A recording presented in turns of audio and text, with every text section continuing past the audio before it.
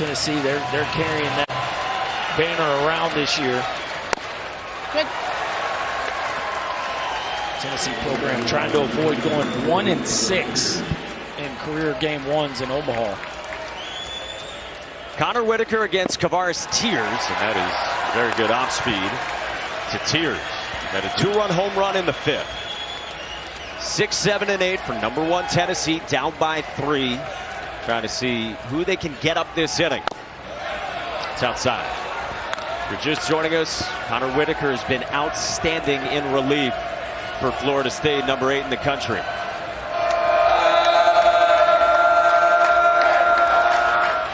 Three innings following the starter Jamie Arnold. In the air, center field. Diamez Ross into the game, goes back, spins around, and can't make the catch. Tears rounds second and is at third to begin the ninth.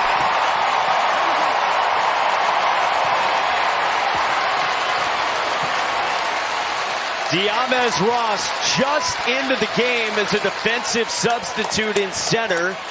Moving Max Williams to left, could not run it down. We've already seen the power of Kavaris Tears tonight, too. Home run to right field, and when he gets it, even though not too many balls go out or have a chance to center field, if he gets it, it will. That's a changeup. He waits and watch, turn one way, then right at the last minute, turn the other, and Diamez Ross, who is a very good defensive center fielder. I think the fact the ball went that far shocked him, because you just don't expect it to center field, but that dude has the ability to do it. Tennessee in business out here now with the leadoff man on third base to start the ninth. Diamez Ross has started a bunch in his 2 years in Tallahassee and was the starter to begin this season. Ended up tweaking his hamstring, and then Williams took over. They wanted Ferrer's bat obviously in the lineup, but they pull him from left field defensively here. And Ross gets greeted by Kavaris Tears with a triple to start things in the bottom of the ninth. And now Dean Curley, true freshman from California, right on top of the plate, watches strike one. Strikeout, ground out, walk, and infield single for the 6'3" rookie. No, it's white. Ball and a strike.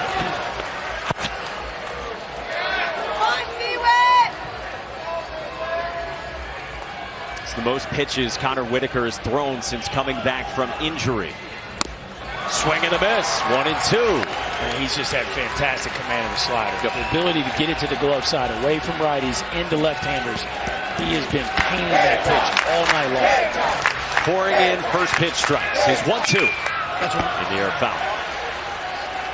Well, for the most part, too, when he's missed where you want to miss. He's missed off the plate to the right-handers, and that one's off the plate, but it's exactly where he wants to throw it. You miss over the middle, you get hurt. You miss there, it's a foul ball. Hard to think of one he's hung. And now we'll get conversation here as Curley heads off and wants to reapply. Picked a good time. 3-run Florida State lead in the ninth. It's outside. 2-2 on Curley. This is day one in Omaha, and it is so important to win that first game. With 8 teams left playing college baseball here. 2-2. It's outside and a full count. Just get a little nerve-wracking right about here. You just have to challenge with a 3-run lead. For Dean Curley, what a job of working back into this count. Against the veteran Connor Whitaker, whose payoff is in the air right field. Tibbs moves back onto the track and makes the catch. One away as Tears tags and scores to make it a 2-run game.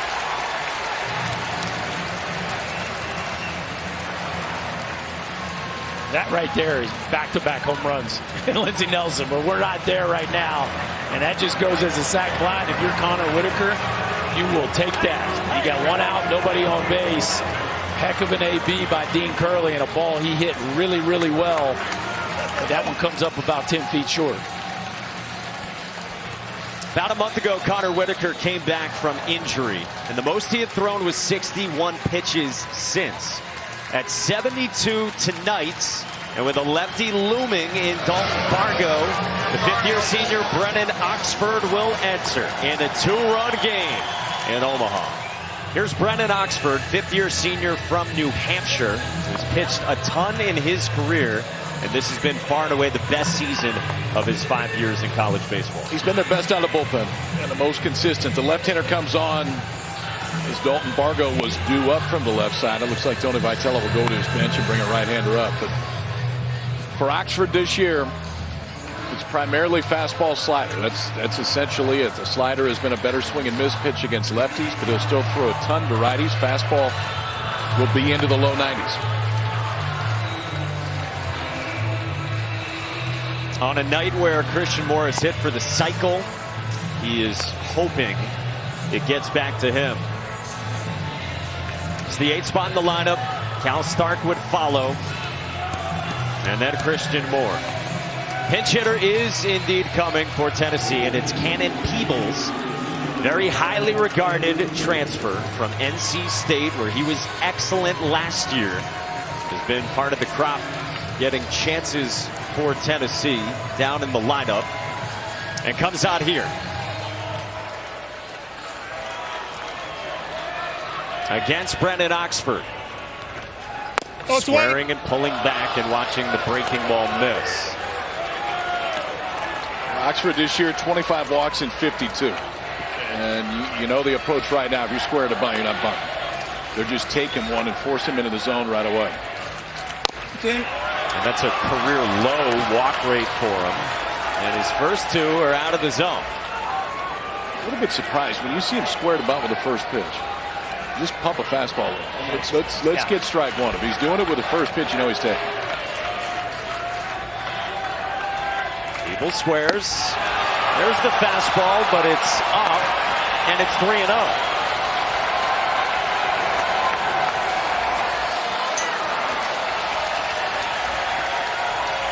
Tension starts to fill the faces of the Garnet and Gold.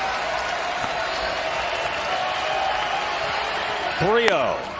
Peebles taking, and it's a strike.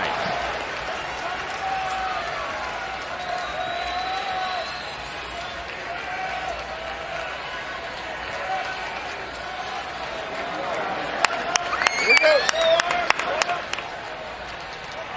3-1. Swing and a miss and a full count on Cannon Peebles.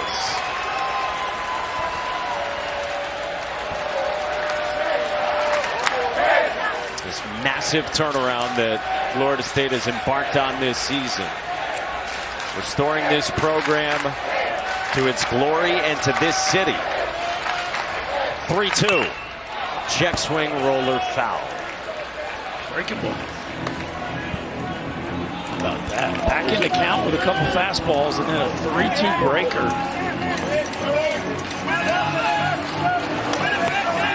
He was lucky to catch a piece of that one. Just a check swing, excuse me, foul tip right there.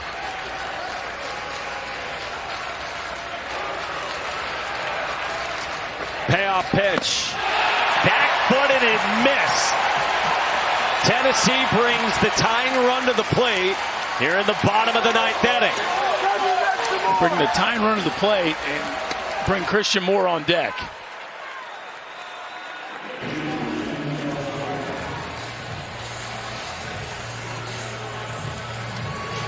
The man who has hit for the cycle, only the second ever in Men's College World Series history, yearning for an opportunity. Cal Stark is the veteran catcher in the 9th spot. 0 for 3 with a walk.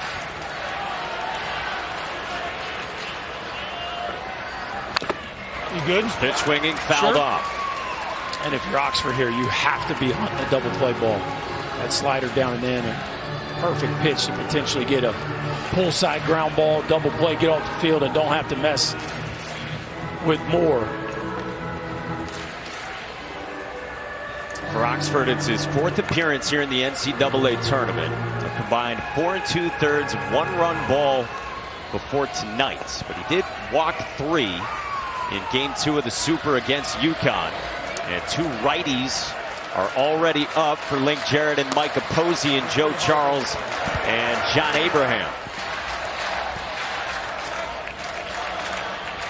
Pitching staff that has gone through a lot of injuries, and without the services again of Cam Leiter, they were hoping to have back in relief in the postseason.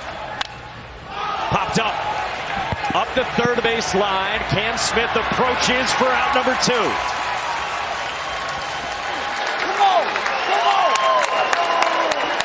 And the stage is set for Christian Moore.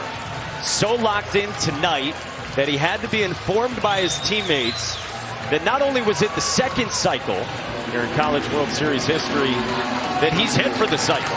He didn't even know. Now let's see if it is Oxford that gets the opportunity to pitch to him. But talked about one to be a legend. He's had a legendary night. Wow, would this be one more moment to add to it right here? Brennan Oxford, very good left on left. He's still been solid against righties, who have been held to a 784 OPS, right around the national average. Moore represents the tying run. Wait. First pitch away. Fastball right there, but to the first 2 hitters that Oxford faced, both on the right-hand side, he was pretty slider heavy. That was the one he was most comfortable with. That time misses with a fastball to go 1-0. And Moore has really pounded breaking balls this year in a way he did not last season. The 1-0.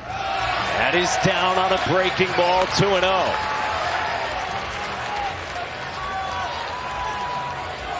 And if you give up a homer here, it has to be to the backside of the field, right? Fastball way to start the at-bat. It's a 2-0 count. Last thing you can do here is let him run into a pull side homer. 2-0. That was left up, but it's a strike. But you balance the 2 things, right? If you're Oxford, you don't throw a changeup. Right. Your off speed is your slide, which is going to come back in towards the barrel the entire time. So if you're going to stay away, it's either a backdoor breaking ball or run that 2-seamer on the outside part of the plate. With 2 outs in the ninth, the 2-1. Moore fouls it back, 2-2 on a heater. Well, you talk about a big-time swing right there. Maybe just got a little long. That pitch caught a lot of the plate, KP. Looked like Christian Moore just said, that's fine. That's fine.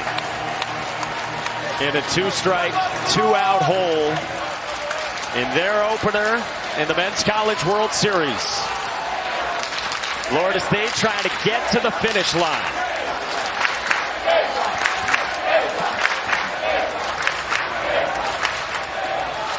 Brennan Oxford is ready. With a 2-2 to Moore.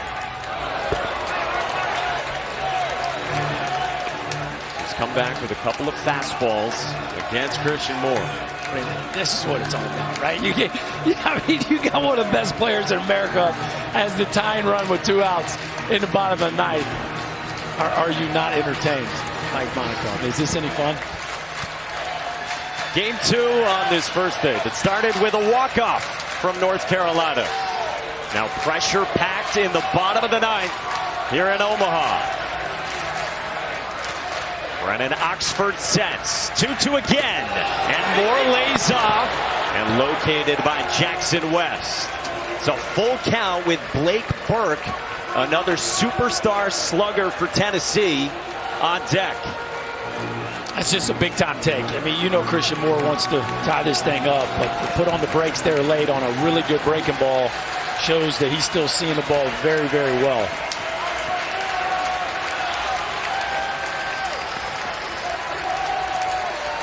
Three balls and 2 strikes. The payoff. Moore laces it to left field. That's a fair ball into the corner. Peebles races to third and stops there. And the tying run is in scoring position.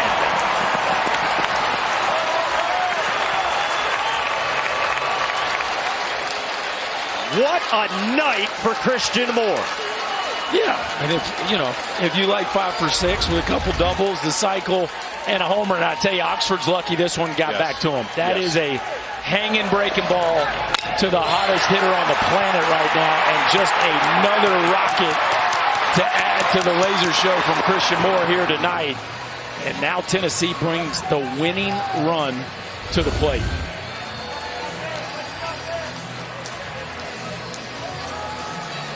In the form of Blake Burke, a midseason first-team All-American, top 2 in the country in doubles, and top 75 on the MLB draft board of Kylie McDaniel.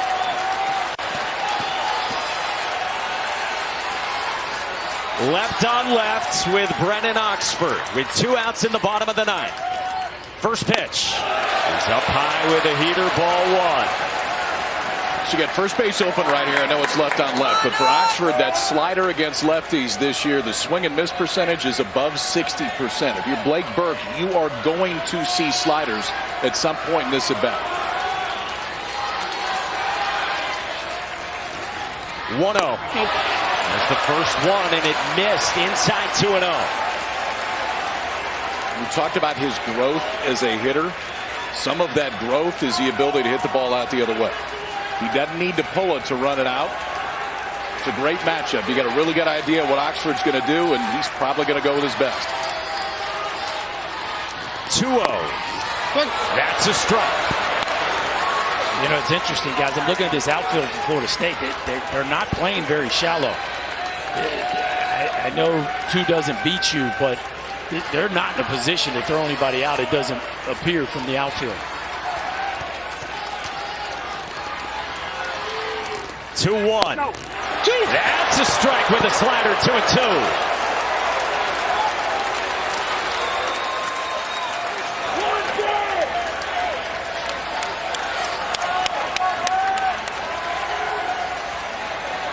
Now time called by Blake Burke.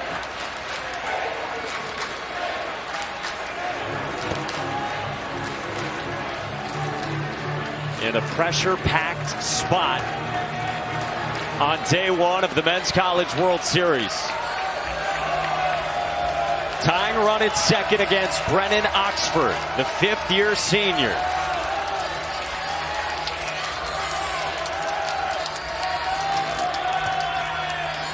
Two-two. That did not go, and a full count on Burke. Wow, and Link Jarrett is not happy. What you got, KP?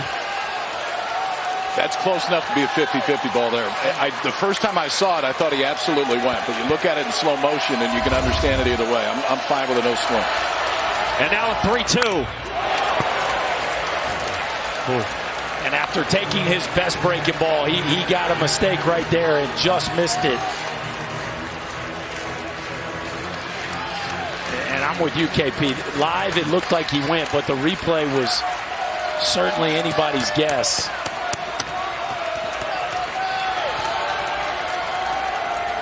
Brennan Oxford is ready with yet another payoff pitch. Burke back up the middle, a base hit into center. Peebles scores. More behind him. We're tied.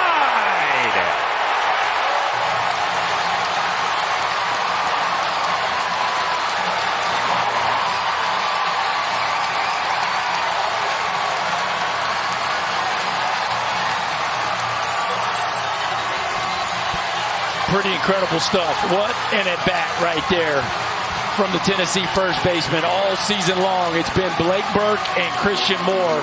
And wouldn't you know it, here in the bottom of the 9th, the Tennessee All-Americans come up the biggest you can possibly come in the clutchest of moments. I tell you what, he had a really good take, then he fouled off a slider that caught a lot of the plate, and then just trued up a fastball that caught a little bit too much, too. That was another great at-bat from Burke. And now Billy Amick. First pitch swinging, popped it up, and that fades foul. I would take a visit. And I don't know if I'd make a move, but I would definitely take a visit just to reset here. Listen, it's a tie game. And Amick can hit it out of the ballpark right now if he runs into one, just to kind of slow heartbeats down. And I know that Oxford's been in plenty of ball games and plenty of situations that are late. This is different. And this is where the extra base hit comes into play. Your outfield defense has got to be razor sharp right here on anything in the gaps. 0-1 to Amick. He's down, and Jackson West blocks it.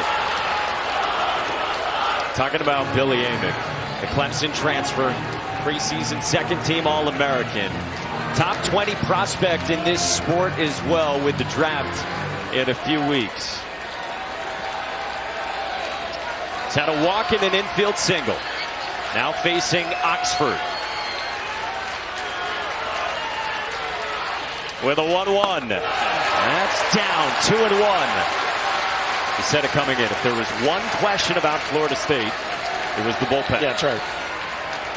And Whitaker just didn't quite have enough in the tank to get him to the finish line. And boy, Oxford out there just throwing some high leverage pitches.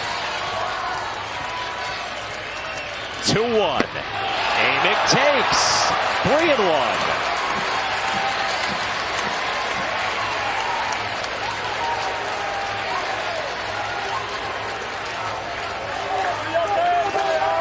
Tennessee doesn't have a walk-off win this season.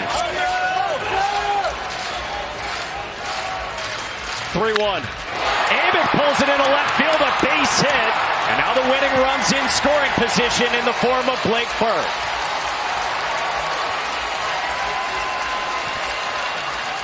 A rocket at $112 off Billy Amick's bat.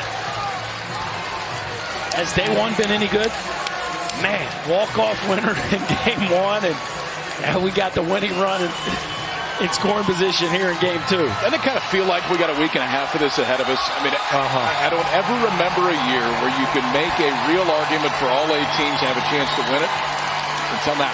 You absolutely can, and day one has shown you that you sure can for the first 4. We talked last year at this time about the Men's College World Series being maybe the best ever with what we saw last year. 2024 would like a word. Why, they can change some things on the other side. Connor Holtz comes on, a left-hander, to try to get the left-on-left matchup. I assume they're going to stay with Dreiling from the left side. You're going to see a whole lot of curveballs, and it's about 80% of the time against lefties. You know that's the book if you're Dreiling. Honestly, if he beats you with a fastball right here, I think you tip your hat.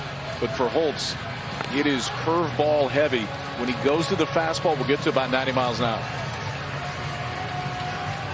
Okay. Now, I understand it's a little bit different situation, but if you know you're going to get a bunch of curveballs, do you make him land one first? Or you take him one like Peebles one was to start the inning? No, I think you're just sitting on it. Like, I mean, it's 70% breaking balls overall from Holtz. So I think you trust Dylan Dreiling to be able to discern a breaking ball that he wants to swing at and one he wants to take. But they got the same report we do. They know how heavy the breaking ball is.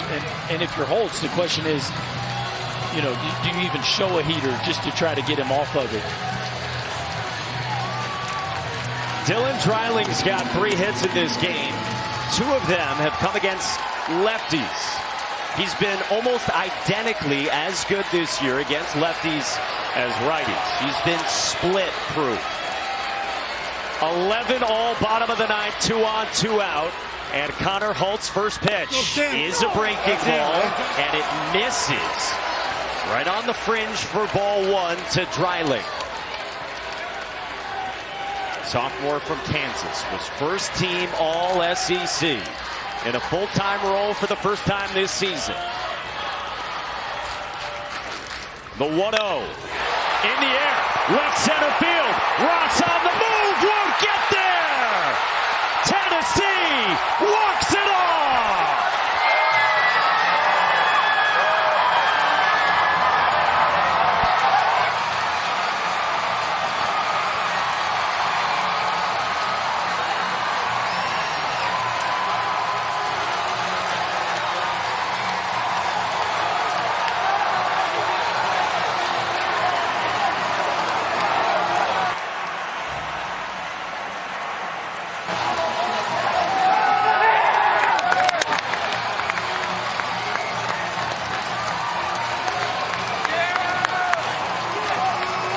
This is the 77th Men's College World Series. It's the first time where the first 2 games both ended with walk-offs.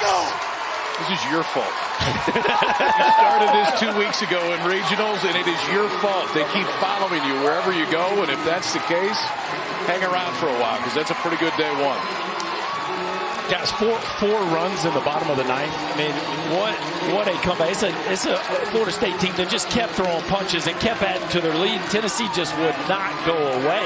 4 straight 2-out hits. The double from Moore, the single by Burke, the single by Amick, and then the double by Dreiling. 4 straight 2-out hits for Tennessee to walk it off. Well, and we know it's going to be a breaking ball, right? The numbers are overwhelming from Holtz. He's throwing breaking ball. Dreiling sitting on a breaking ball that's up and out over the plate. The outfield just maybe a touch drawn in because the game-winning run being in scoring position, and that's just a no-doubter. The second it leaves Dreiling's bat, Ross can't get there.